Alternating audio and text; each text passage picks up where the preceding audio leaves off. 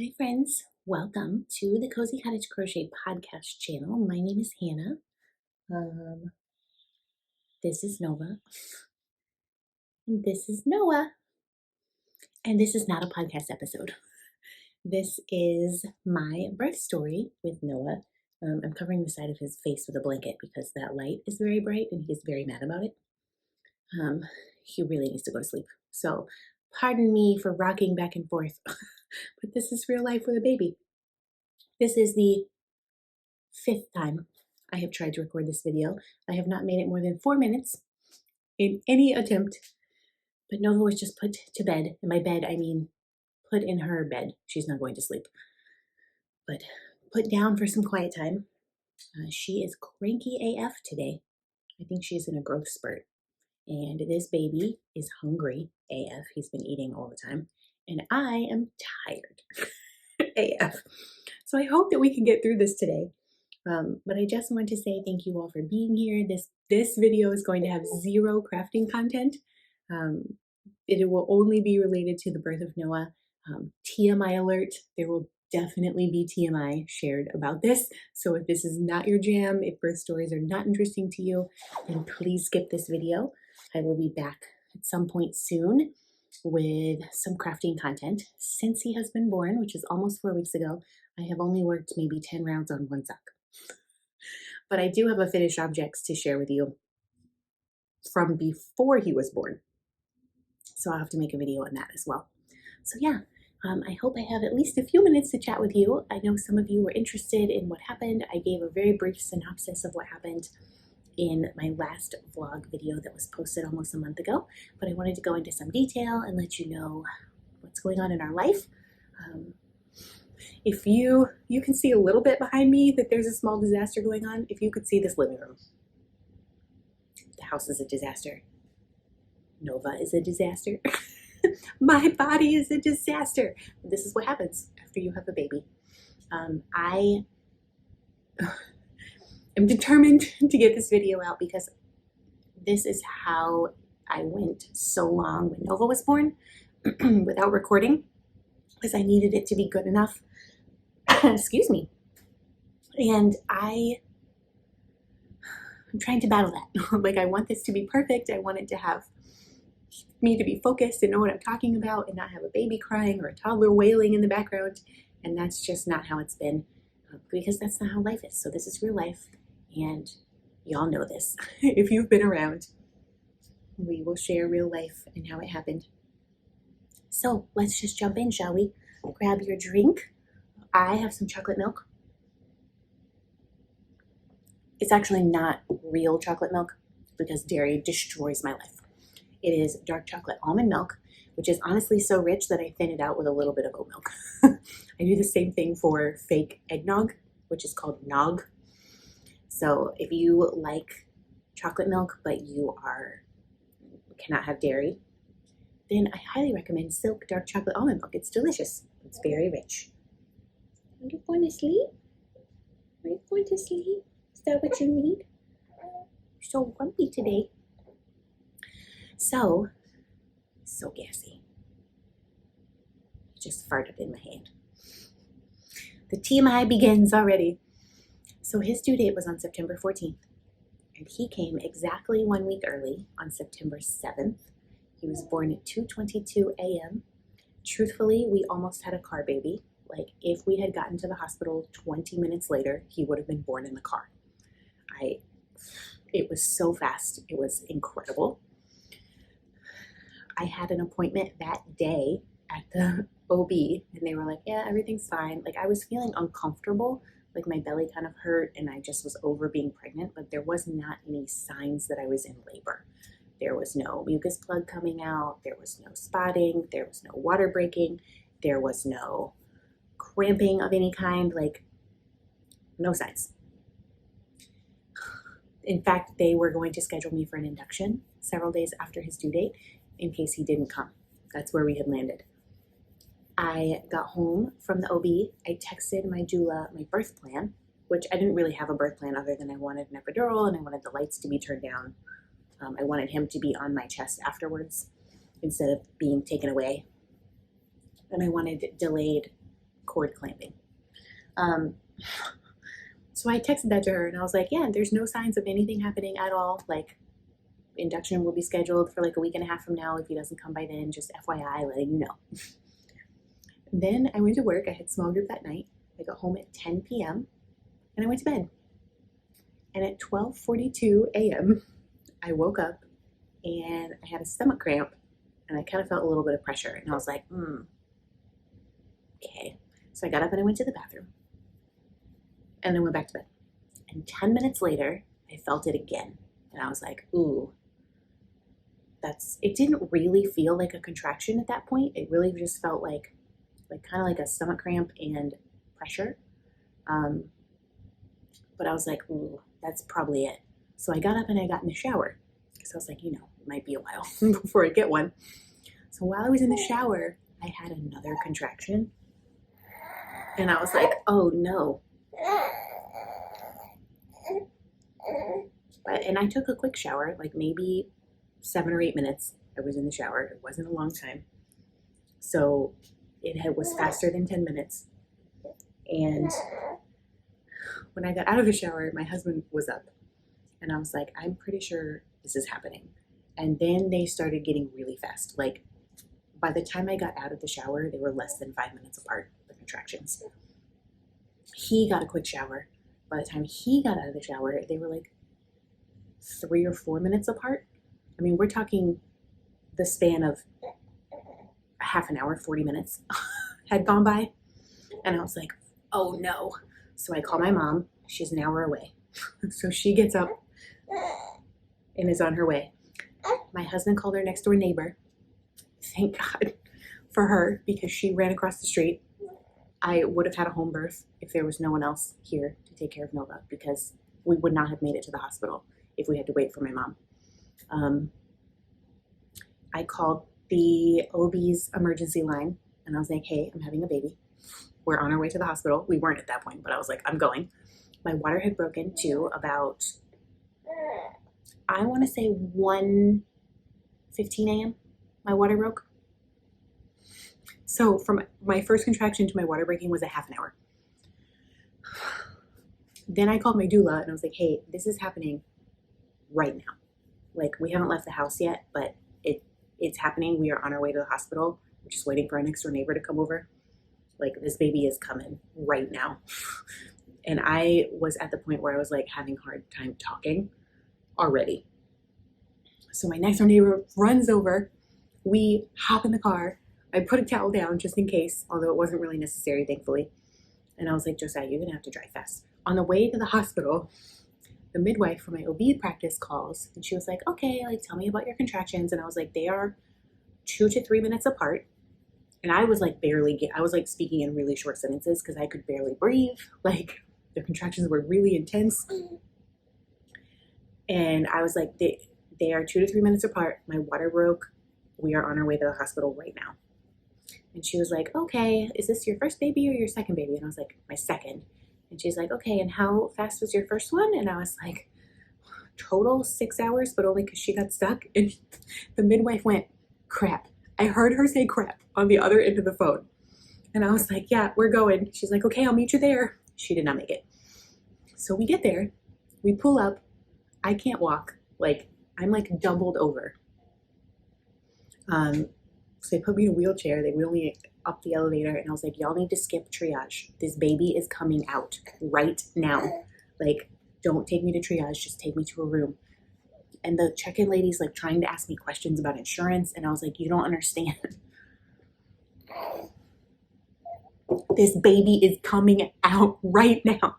Like, right now. And of course it wasn't right now. It was like 20 minutes later, but still, that is really soon. I was like, I can't talk to you. I can't give you any information. Like, so of course they did not listen to me. They made me go to triage because they want to make sure I'm having a baby, right? You working on some gas, buddy? He's a very gaseous person. Yes, you are. Yes, you are. So they take me to triage.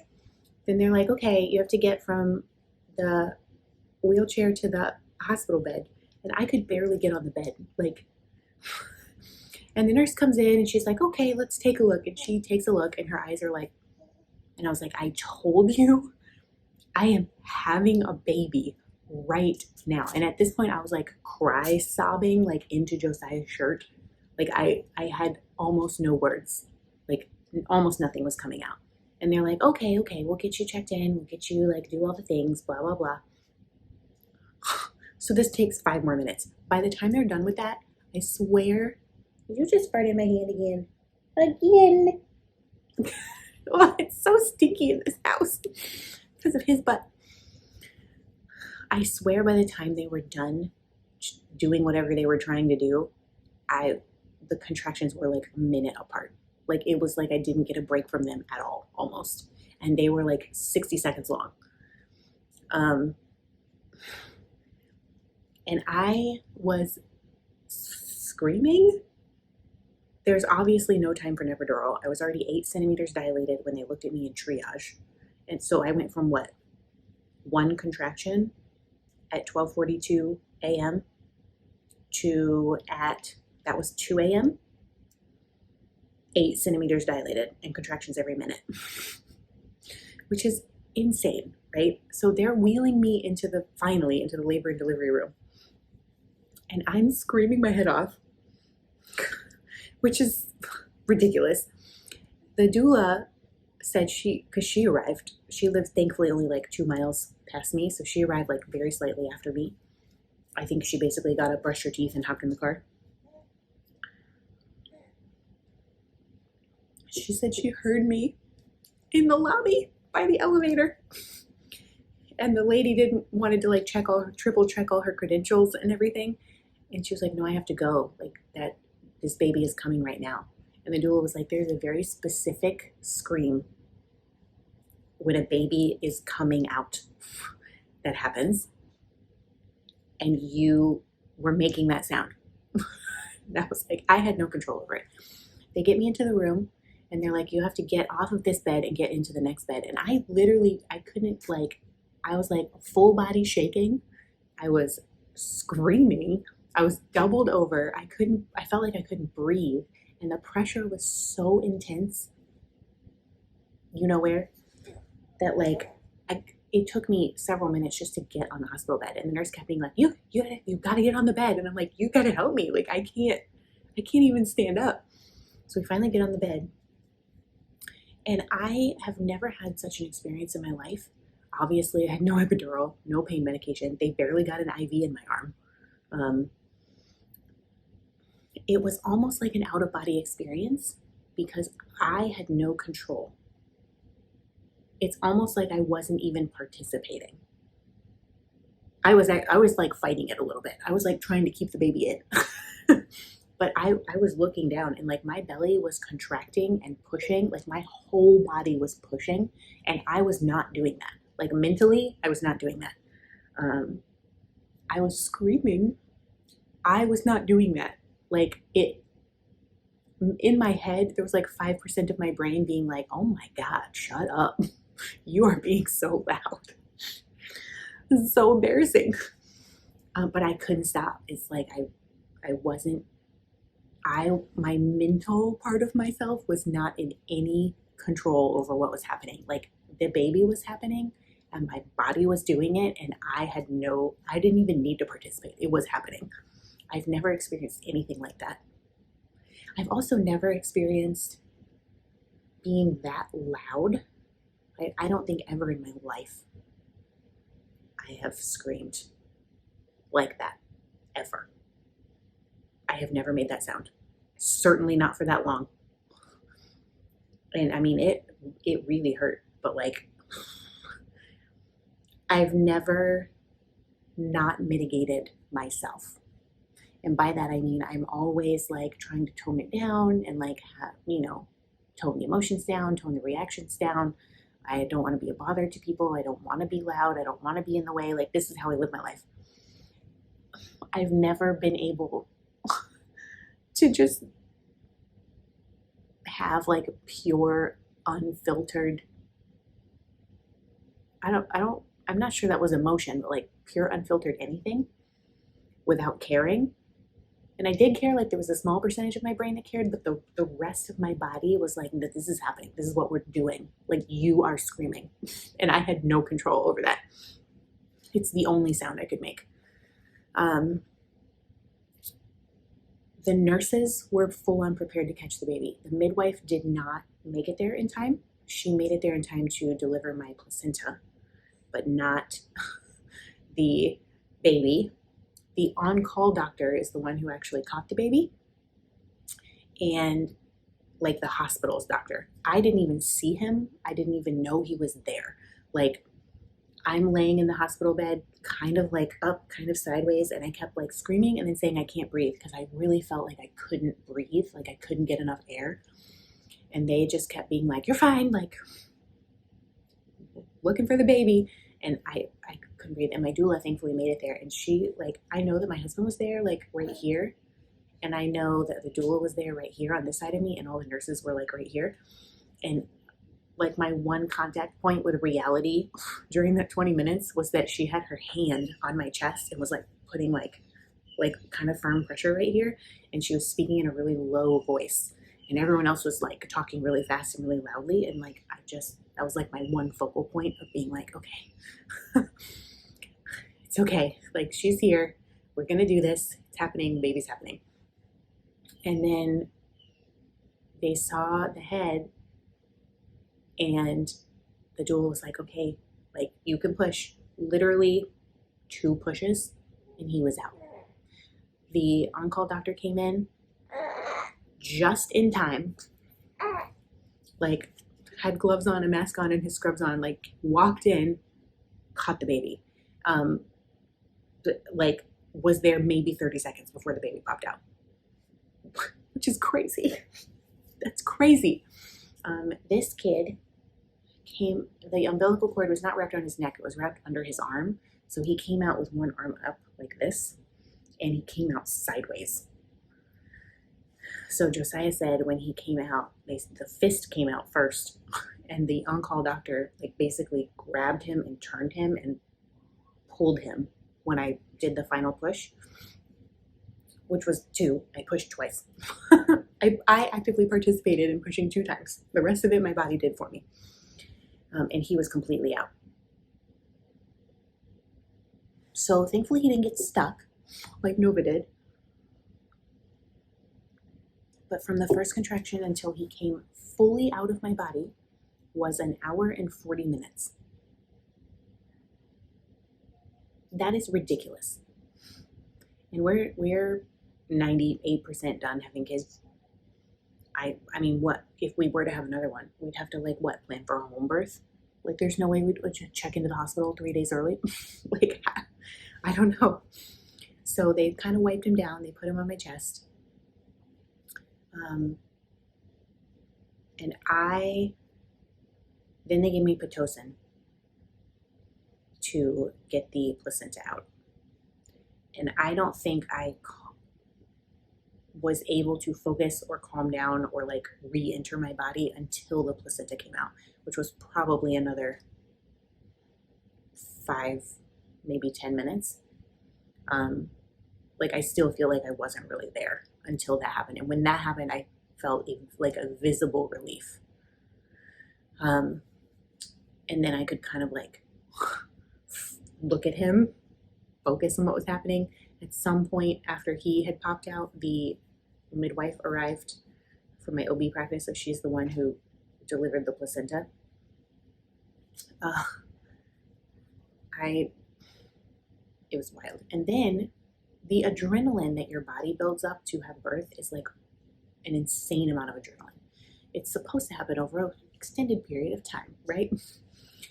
But mine happened in 1 hour and 40 minutes. So I had this adrenaline dump and I was literally shaking uncontrollably, like Parkinson's on steroids. Like my whole body was shaking, and I could not stop or control it.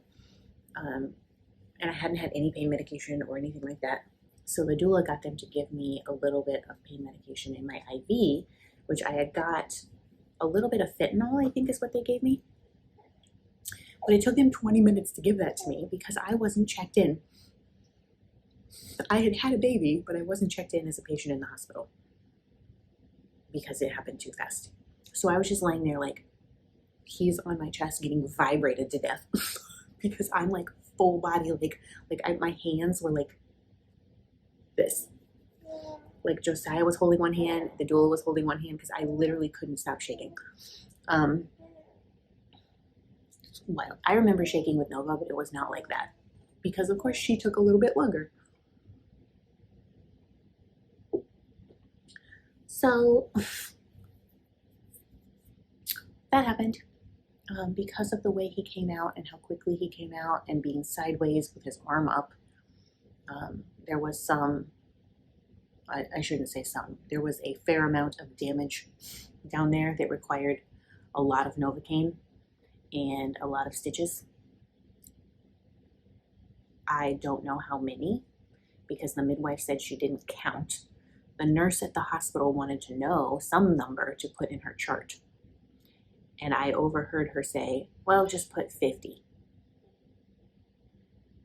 That's a lot. I don't know how many I had with Nova, but nowhere near that amount. So lots of stitches. He was on my chest. I think, I'm pretty sure Josiah cut the cord. I don't really remember. And after a little while, like I got to spend probably an hour and a half with him on my chest before they took him to, measure and such. He nursed, like latched super well immediately. And that has continued. He's a great eater. It's very different than it was with Nova as far as nursing is concerned. He was 8 pounds, 8.5 ounces when he was born. I would not have guessed that he was that big. That's like a pound bigger than Nova was, and the same length. So that's crazy. I felt like he was at a room, but I didn't feel like he was that big. I'm really glad he came a week early because how big would he have been? 9 pounds something if he had stayed in another week. He did so well at nursing that the lactation people came in twice while we were in the hospital and I didn't need them, which is very different than my first experience, which was they had to come in every single time Nova tried to nurse because I could not get her latch. So that was really beautiful. He was super calm. He's still pretty calm as a baby. He cries, every baby cries, but nothing like Nova used to cry. Being in the hospital with him was honestly, I was not well rested, but it was a restful, peaceful experience, which is crazy after having a baby, but it was just beautiful.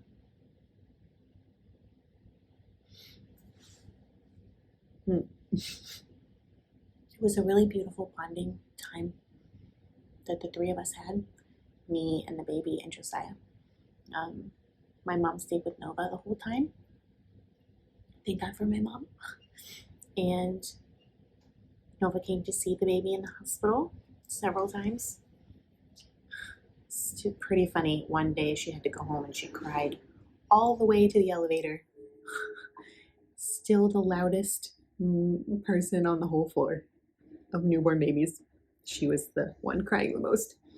And that is still how it goes in our house to this moment. She does more crying than he does. And he's not even 4 weeks old.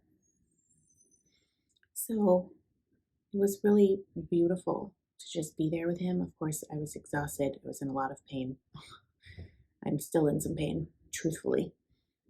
But it was just very different than the first experience. There's a garbage truck outside. I don't know if you can hear that, probably.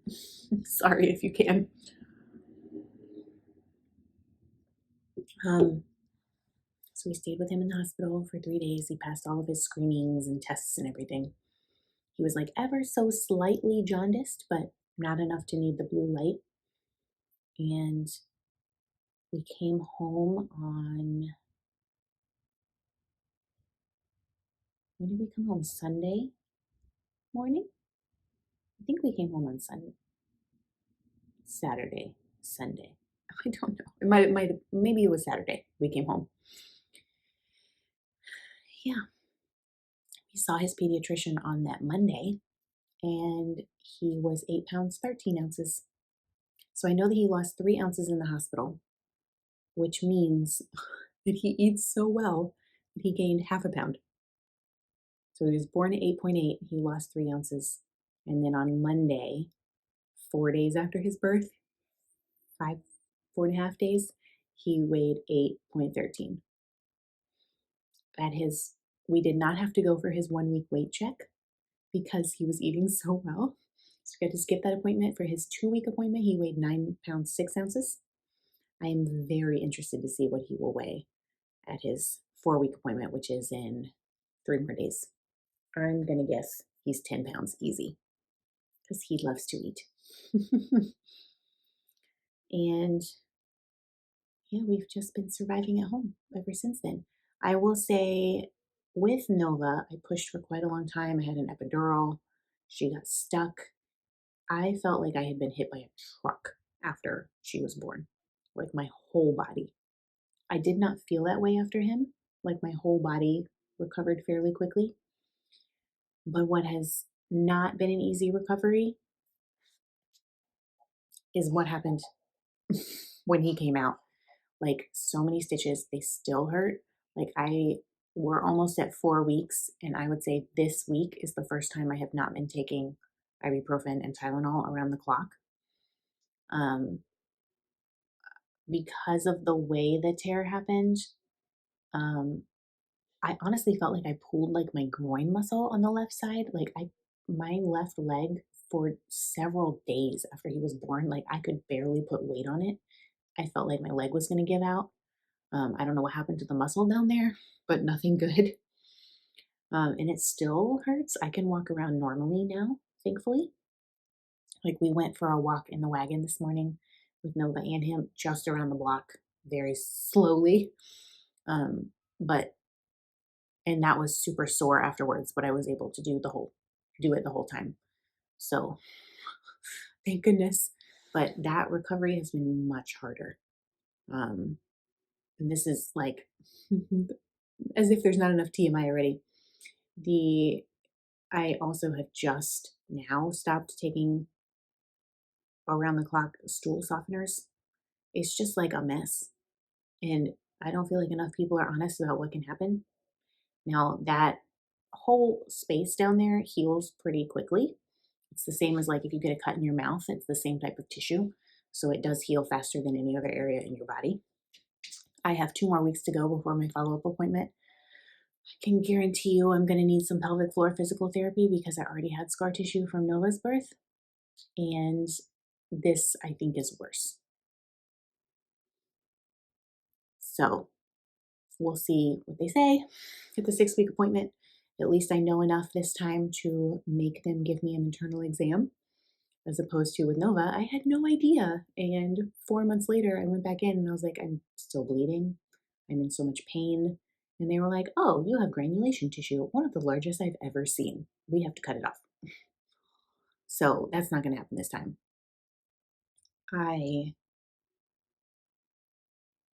It's been a bit of a mess. I will say the hardest part of having this baby is not him, it's having a toddler at the same time. I am very glad we had her first, because if we had him first and then her, I don't know what I would do. But because I was so prepared for constant crying, etc., etc., etc., he's like a dream. He is very reflexy. He's not like Nova. Nova used to spit up like oceans. Like she would spit up 10, 15 times a day. She went through bibs on bibs on bibs. He is not like that, but he does get violent hiccups the second he is laid flat. Every diaper change, pretty much. He is having reflux because he'll like gurgle, he'll choke sometimes. Every once in a while, spit up will come out of his mouth.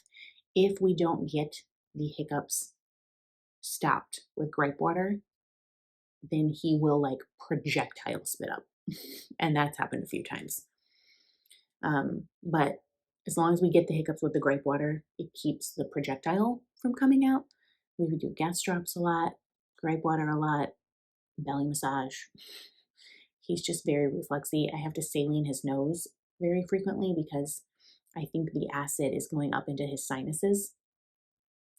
And he'll sound like he has a cold, like he's really congested, but he's not. There's just acid in there. So I have to like rinse it out, which he hates. But it does make him feel better once it's done. So it's really, really hard. Like he will actually sleep in the bassinet, but it's very hard to put him in there because when does he go to sleep? After he eats. And after he eats, if you lay him flat, he gets violent hiccups and then is in pain for quite a while. So it's very hard to put him in the bassinet. We've been doing 1, maybe 2 naps a day in the bassinet. Him and I have pretty much been hanging out on the couch so that he can sleep upright, like on me, which I don't know. I don't know if that's good or bad or what, but if we weren't doing that, we would literally be getting no sleep. I wish I could do something about his reflex. I'm hoping it will get a little bit better about week 6. Fingers crossed. I don't really want to. He's not what I would call a happy. He's not really spitting up. He's not really a happy spitter because he's clearly uncomfortable. But he's eating and gaining weight just fine. So it's very unlikely that unless I really, really push for it, the pediatrician would give me any reflux medication for him because he's eating with no problem. And reflux medication, of course, can cause other problems, like down the road if you start solids, etc. So I think it's something we're just going to have to kind of deal with. It's not nearly as bad as it was with Nova. But I feel bad because he just grunts and groans and he's clearly in pain and he's very gassy. And there's not much I can do about that. I already don't do dairy for my own reasons. So I don't know what to do, but I don't love that he's in pain. So we're just hanging out on the couch a lot, which may bite me in the butt later. I don't know. He can sleep by himself. It's just he can sleep by himself when his stomach doesn't hurt, which is frequently. I have the baby carrier. That is helpful as long as his stomach is not hurting. If his stomach is hurting, he does not want to be in there. And I think the pressure on his stomach makes it hurt more. So there's that. But overall, he's just the best. He's so chunky. Look at these toes. Look at these toes. Oh, they're cold. Do you need a blanket? I'm keeping your whole body warm except your toes. This is him. This is baby Noah. He, just like Nova, has a giant head. They both have 95 percentile heads. Which is crazy. Except he weighed a pound more than she did when he came out. So he has pretty good head control already. It's not like a melon on a toothpick like it was with her. He can actually like pick his head up and turn it. And then if I'm sitting him upright to burp him, he can hold his head up. It's a little wobbly, but I feel like that's pretty good for 3 weeks old. So yeah, it's been a journey. The first couple weeks, the whole time has actually been kind of a blur. I am bone tired. And again, I don't think I would be, except that we have a toddler. And she's not in daycare, she's at the babysitter. But she's only at the babysitter for 3 hours. And he typically takes a pretty solid, like, 1.5 to 2 hour nap in the morning, or can. But it's right before she goes to the babysitter. So then I have to wake him up, essentially, or hope he stays asleep while I walk and drop her off. By the time we get back, I can bassinet him, but he'll sleep for 20 minutes and then he's awake wanting to eat. So I can't really take advantage of that nap time. The afternoon nap time, Nova doesn't nap, so and she's in her room currently, sitting in the corner, talking to her stuffed animals. So I can't really nap during that as well either, because she's super loud. He is super loud. When he sleeps, oh my gosh. I know there's loud babies, like Nova was pretty loud when she slept. I've never in my life heard a baby be this loud. He grunts and groans. He will like full on cry for like 20 seconds with his eyes closed, completely asleep, and then just be like, ah! And then just be like, mm-mm-mm. Asleep. How am I supposed to sleep through that? So yeah, like he ate right before I went to go get her from the babysitter, and then wanted to sleep but couldn't because I had to go get her. We also last week had our first day where it was just me and both of them. It was a Thursday. The sitter wasn't available, even though I really wanted to have her go on Thursdays, like at least until Thanksgiving. She wasn't available that Thursday. I don't think she's going to be available this Thursday either. So it was just us all day, and that, let me tell you, that was a rough day. Not as rough as Monday, yesterday was, when the babysitter was sick unexpectedly, and he had been up having gas pain pretty much every hour all night long. And it's so sad because he will go like 4-ish hours. We'll get like 1, 4, maybe even 5-hour stretch at night where he doesn't need to eat. And we can't take advantage of it. Like, I can't take advantage of him sleeping that long because he wakes up with gas. So I'm still not sleeping. So yeah, I'm truly exhausted. I'm a little overwhelmed. Nova is herself, which isn't a problem. She just is. She never stops talking. She never stops moving. She has the most energy of any person I've ever met in the world. And my patience is not extensive at the moment because I am so tired.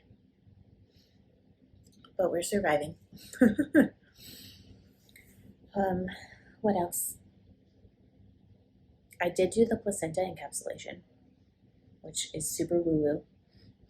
I can't say anything definitive, but what I will say with my postpartum experience this time compared to with Nova, where I did not have that, is some of the physical symptoms that I had postpartum with her, I have not had this time with taking the placenta, such as with her, I woke up like drenched in sweat, hot flashes, cold sweats, like wild mood swings, crying a lot.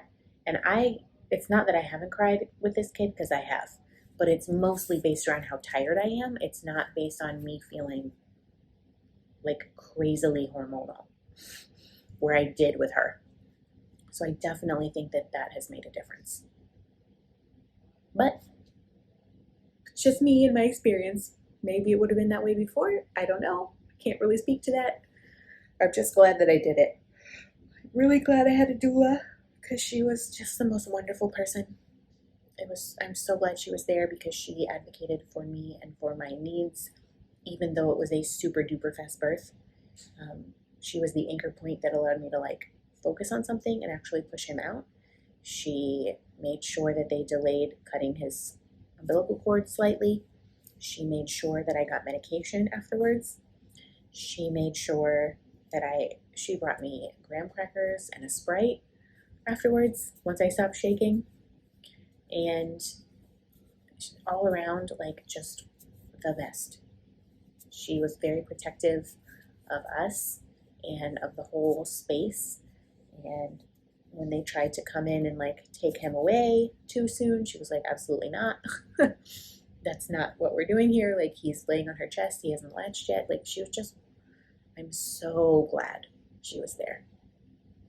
And it was a wild, intense, very painful experience. It was not the birth that I wanted to have, but I'm not mad at it.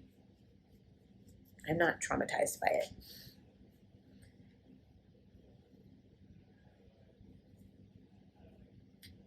I'm gonna cry. I need to stop because this is going to be a really long video. But what I will say is there's all kinds of reasons you have the babies you have, right? Like, I think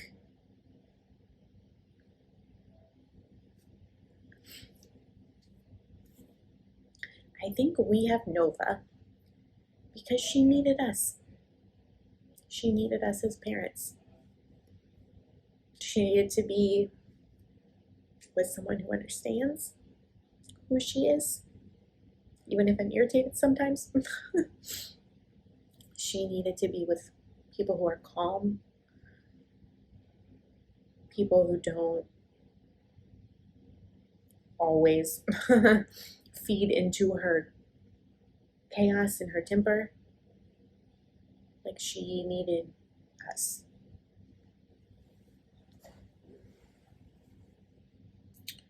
This baby,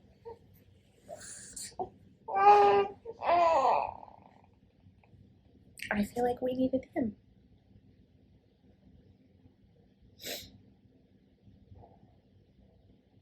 It's just beautiful. And even though it's really hard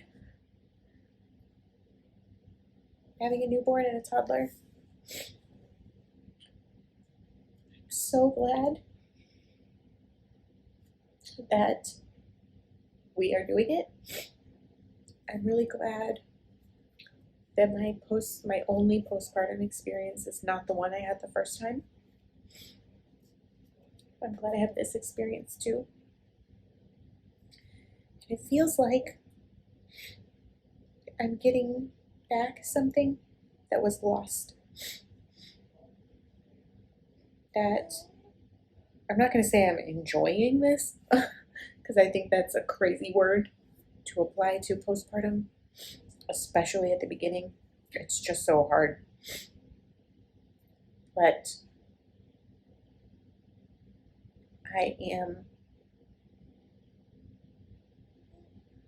I'm getting the baby snugs while I can, and I'm not fighting it,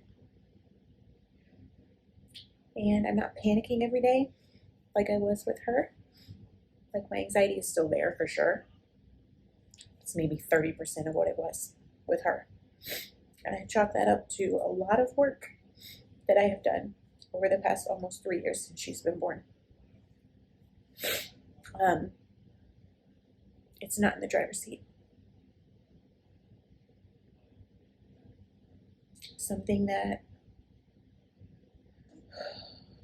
was a really overwhelming and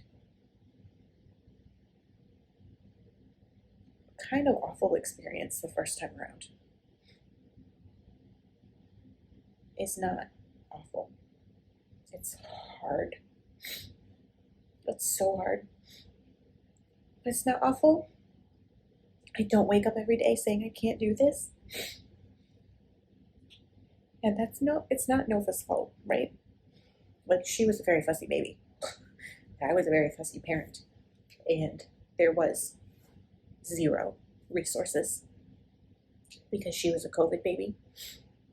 And we had just been pretty much cut off from our entire community of people before I got pregnant with her. So all the people that could have helped, would have helped, wanted to be there, couldn't be there. I had no access to them, or they were afraid of COVID, so they weren't there, which is not anybody's fault, but we were so alone the first time, and I haven't felt that this time. And I'm just a little more relaxed about everything. Like, I'm not timing how long he eats. I'm not up at night watching him breathe. Like, there are certain things that my anxiety are still around, but overall, it's much less. And I feel like we really needed this baby. I really needed this baby in my life. That sound he makes all night long. He's so loud. You are so loud. I don't know how anyone is supposed to sleep through you.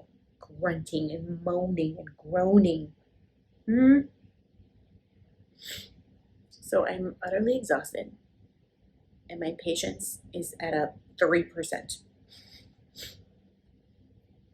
But I'm also really happy. My soul is happy. My heart is happy. And I love him so much. And it really feels like I'm getting back something that was lost the first time. Something where we were just in survival mode. It's not, I mean, we are kind of in survival mode, but it's nothing like it was before. And I don't really want to put him down. Sometimes I do, but mostly I just want to smell his head and snuggle him and hold him. So yeah, I gotta stop. There's so much more. I feel like I could talk for days on what the last 3 weeks has been like, but I can't because Nova's not napping. She's gonna be out here making so much racket in 15 minutes. So I gotta pull myself together by then.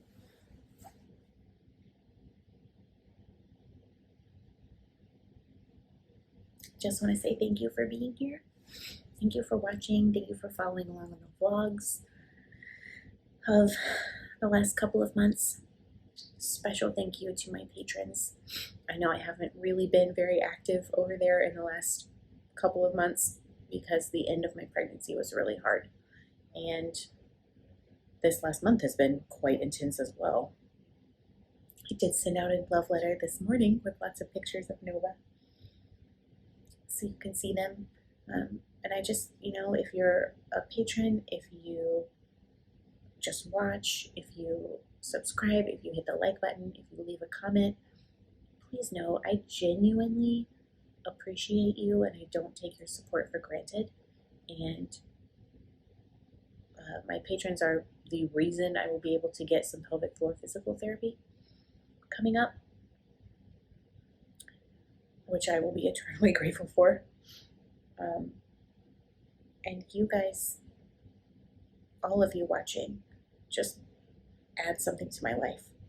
And I'm really proud to be recording, even though this has been a crazy journey trying to get this recorded. This is the 5th time I've tried to record it.